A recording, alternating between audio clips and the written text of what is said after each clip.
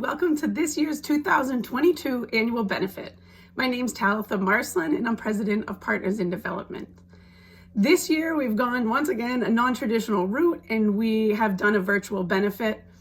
A part of that is a bit disappointing because there's nothing like staring into a computer screen instead of seeing people face to face. On the positive side of that, it allows other people who have supported PID, whether it be donors, trip members, volunteers that live farther away, to be able also to view our videos, see our updates, and see what's going on the field in all of our locations in Peru and Haiti, Guatemala, and the Mississippi Delta. I'd like to give an extra special thank you to all of the people that have made it possible this past year to continue with our programs, to grow our programs, to develop our programs, and help the people who need it the most. I want to give big thank you to our donors, to our sponsors, to all of our volunteers who made this happen financially. Without you, there is no way possible that this would happen. So with deepest appreciation, we want to give you a thank you. And just thank you for everything that you do. I want to give a huge thank you to our staff in the U.S. office. There's only a few of us there, and we work around the clock and we work very hard. So Marin, I just want to give you a big thank you. James, a big thank you. And all of our volunteers. I want to thank our Mississippi staff. Our Mississippi staff go above and beyond in every way possible, and they have, especially during this pandemic and lack of team travel. Our Mississippi staff have completely flipped the hours of operation around to make it work for the children. Their dedication is unbelievable. So they kept the facility open so that kids could come in. They had access to internet, they had access to computers, and they had the staff available there for any tutoring or help that they would need with their homework or assignments. I want to thank Nelly, our field director in Peru. And with Nelly, we started off with a small child sponsorship program not too long ago. And our programs in Peru started to grow a bit, and we were able to have teams. And we built a recreation area for a school. We built a classroom. We built a house for a mother and her children. And then COVID hit. And we were not able to have any more team travel, and it kind of put a little halt on developing the programs in Peru. Nelly has maintained the child sponsorship program. She has made sure that the children get their groceries every single month. And if they need medicine or their family's been hit by COVID, that she's able to get the medicine to them, for them, and to them. And that's pretty impressive. Most of the kids in our child sponsorship program in Peru live in an area that is up on cliffs. It is hard to get to, and it's hard to get in touch with them. And Nelly has done everything possible to ensure that these kids are getting what they need monthly. I want to give a extra big thank you to our field staff in Guatemala. They have really gone above and beyond, especially the past year, coming out of the pandemic. We're still in it, but with restrictions lifting, they have fought really hard to not only keep the programs running, but they actually have grown them significantly, which is pretty amazing. Last, I'd like to thank our field staff in Haiti. We see more patients than we have ever seen before, and at the same time, we are really limited with our supplies, with our medication, with our labs due to the increase in price and without having trip travel. The staff have done everything possible to keep these programs open, to keep these programs running. This past year has been difficult for Partners in Development. We faced new challenges that we definitely weren't expecting. One of these challenges that we faced was that we had going into almost 3 years without trip travel. And the team travel is very important for Partners in Development. Teams bring down thousands of pounds of medication, supplies, materials to run our programs in these locations. And so that is a very difficult thing when you don't have trip travel and it goes on for an extensive amount of time. Also, the teams provide services and additional services to what we already have. So with team travel, we are able to build more houses. We're able to build more stoves, more filters, provide extra and additional medical care than what we already have in these locations.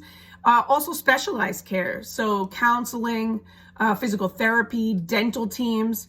These are all things that we either can't find in the locations that we are because they don't offer those services anywhere, or the prices are just so high that people are unable to pay for these services. So the lack of those really impacts our program also. And then going into a third year of that has made a significant impact. We've had to become creative on how we run the programs and how we are doing things so that we can still provide the care to who needs it the most and be very wise with how every dollar is spent. And so that's been a challenge. It's been difficult. We have kept pushing through it and continue with all of our programs open and running. Another one of the challenges that we faced, and for any of you who didn't know, we lost our president, who was also a co-founder of the organization, Gail Hull. We lost her unexpectedly last fall. And that impacted every location. She dedicated years, decades of her life to finding ways and developing programs to help people that are in the most need, that are living in extreme poverty, to dig themselves out of it by gaining independence through the materials and the tools that we make accessible to them. The only way that we do that is through support and funding so that we are able to. But she developed these programs and had this vision that was to help the people that need it the most. But I think through it all, we have seen such positivity and growth come from these struggles that we are seeing and these challenges that we've had to face the past year. If we take a look at Haiti, we can see how extreme the community and the population has been impacted by the crisis that's going on there. And it really was a challenge, and a huge challenge, to stay open this past year because of that. We have had bouts where they had no electricity, no internet access, where roads were completely blocked. We didn't know what was going to happen next. They were hearing a lot of gunfire. You didn't know how close that was. There was just a lot of challenges that we faced over the year. Prices of gas had soared to $23 a gallon. Can you even imagine? That just put things at a standstill. And we came together as a team and talked about all of these things and talked about what we should do. You know, when is enough enough? What do we do? Do we keep our gates open? Do we close them? And the staff came together and the staff said these programs are providing services to the people who need it the most. They have nowhere else to turn. If we turn them away from our gate, there is nowhere else for them to go. The other facilities have closed. They don't provide free services. They don't provide services that they could even afford before. That's why they were coming to us. And now there's nowhere else to go. We're seeing way more people coming into the clinic that businesses had gone bankrupt.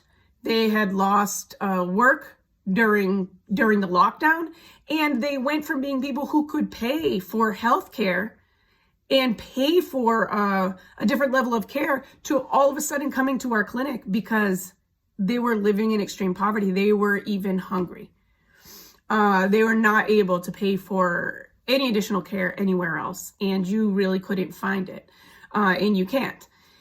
And our staff came together and they said, no, this is so important that we stay open because there's nowhere else for these people to go. And that's exactly what we did. Have to close our clinic gates for a few days and kind of wait it out and get a feel. And that's exactly what we did. We didn't want our staff in danger or to try to do something where they would end up harmed. So we did close the clinic gates for a couple days. And then sure enough, when things lifted, they got right back to work. We had staff who had come and lived on the property, stayed on the property to ensure that they were at work each day so that we could open the gates. So these are challenges that we have faced ongoing the past year, and some even, prior. And there are challenges and some things that we had never faced before. We really went at them full force. The goals and the visions of the organization is to remain working with people who need it the most, that are living in extreme poverty, to help give them the tools and those materials that they need, that are accessible to them, so that they can lift themselves out of poverty and live a meaningful and fulfilling life and better the lives of, themselves and of the generations to come. And that's really PID's goal. It's its vision. I believe that all the supporters and our field staff see that, they know that, and they feel that. And that's really what we're driven to do and work for. And we definitely work really hard to make sure that we are trying to do the best, to create the best programs that are the most effective and help people how they need to be helped. What they're missing, what they're lacking, what resources they don't have, what they don't have accessible to them, and what we can do when we put our heads together to provide something for them that can assist them with that, to make a big change in their life. And I really feel that PID's community does that. And I've always felt that. The years that I've worked for PID, that is one of the biggest things for myself that really makes me committed to the organization, is that I've seen it firsthand over decades. And starting from something as small as one kid or two kids in a child sponsorship program, and looking now at a place like Haiti, who has well over 600 kids that are in the child sponsorship program. So I'd like to talk about some of the exciting things that we've accomplished over the past year that have been pretty amazing. And they've happened in every location. Some programs have developed substantially. Some we've had to put a bit on hold just because of COVID, but are now starting up again. And some are visions and goals that we see in the future that we're working towards. Some of the things that we've seen in Guatemala over the past year was that we have, very excitingly, have seen several kids that have just graduated this year. School year runs a little bit different in Guatemala, so it starts in January, it ends mid-October. We've had kids that have just fought to continue their education throughout COVID and have been very successful. They worked really hard for this. They had excellent grades, and we had several kids that have graduated. So we're really proud of them. That's very exciting, and they couldn't have done that without the staff support and without the sponsor support. So that's pretty amazing. We also restarted trip travel. We started that last October, and we had several medical teams, but we are pretty much booked through the spring. Anybody interested in going on a team? Guatemala is open. And we've had to limit it to, just medical exclusively. We're trying little by little to open it up to other projects that people can do. We had a team go down last year who brought hundreds of pounds of medicine with them, and they're traveling with us again in February. So hopefully the same thing we'll be lucky enough to do and bring in hundreds of pounds of medicine again. We've also partnered and tried to find resources when we had lack of teams within the country. And so we found local organizations that provide services that we aren't able to provide, or we just don't provide. And so we've collaborated a little bit and partnered with them to provide additional services to the population that we work with. And one of the big ones, or big things, actually two, that this has allowed us to do was that we were able to do screenings for hundreds of women, do VIA screenings. This had led to referrals for several surgeries where they were able to get the surgeries done for free. And we were also able to do chirotherapies. So this is really something neat. We hadn't done this in the past. It was something additional and specialized that was added, and that was by finding local resources within the community that were already there that we could partner with. We also did the same thing with an organization called Visualiza, which is eye care. They're located out of the capital city in Guatemala City. And we've provided hundreds of eye screenings that have gone on to people that needed surgeries, that the surgeries were provided for free for them, and that people who needed glasses were also able to get the glasses and the prescription that they needed. This is an ongoing thing, this collaboration, and it's allowed us so that even if we don't have team travels, we're still able to provide services to the community that we are working in that they couldn't get elsewhere, or they don't know how to get them and access them. So this has been a really nice way to develop relationships with or partner with other local organizations or services in the area to help more people. So this has been, for me, really successful, and I think that it's allowed us to provide so much more for the community, even though we lack the team. We've had 27 kids graduate from our Leaders program in the past year, which is really exciting. We have completely finished the construction of our education and computer lab. It's completely painted, it's furnished. We had a donation for all the computers and for them to be installed. And we have been able to provide computer and tutoring services in this building for hundreds of kids throughout the year, not just in the child sponsorship program, but in the community as a whole. So this has been something that has been ongoing, something that we really focused on during the pandemic, just because kids were studying remote. But not only that, but we've been able to continue it going forward and provide services to the whole community, whether they are in the child sponsorship program or not. And this is just excellent. After a very long time searching and a generous donor, we were able to finally find a beautiful piece of land in Mississippi with the hopes to provide a more open and a better place for our programs, and in hopes to grow them in the future. Despite the civil and political unrest, we have seen significant things happen in Haiti the past year, and we've accomplished a lot.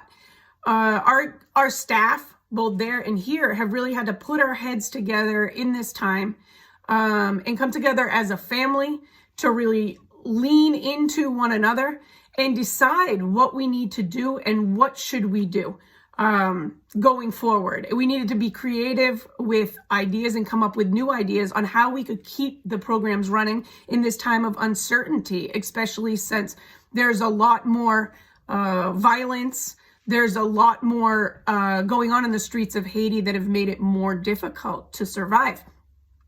We have done that in a way where we have provided services to over 60,000 people in the past year. We have over 600 kids that are in the child sponsorship program. And many times since the beginning of the year until now, we've had different kids who have been unable to go to school because the school was closed temporarily due to unrest, or there just wasn't a way that they could get through some of the streets to get to school because of protesting or burning tires.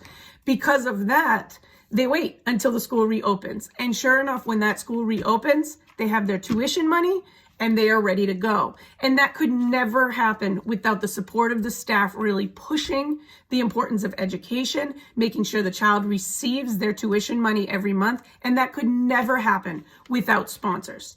Sponsors make that happen. When you sponsor a child, that is what you are sponsoring. It goes to their education. It goes to their medical care. It goes to emergency care for those kids if they need it. And that is super important. And we've been able to maintain that and do that this past year. We also have accomplished, or I wouldn't say accomplished, but we also are the only facility or institution that is still open and running and providing the services that we do to the people who need it the most in that area. And we've successfully been able to do that. A lot of that could not be done without our staff. Our staff is what is pushing that through on the ground, and financially from our donors and our sponsors and our supporters here. Because without the finances to do that, you can't run the programs. It takes a lot of people to come together to make these things work, to make them function, so we can help the people that need it the most.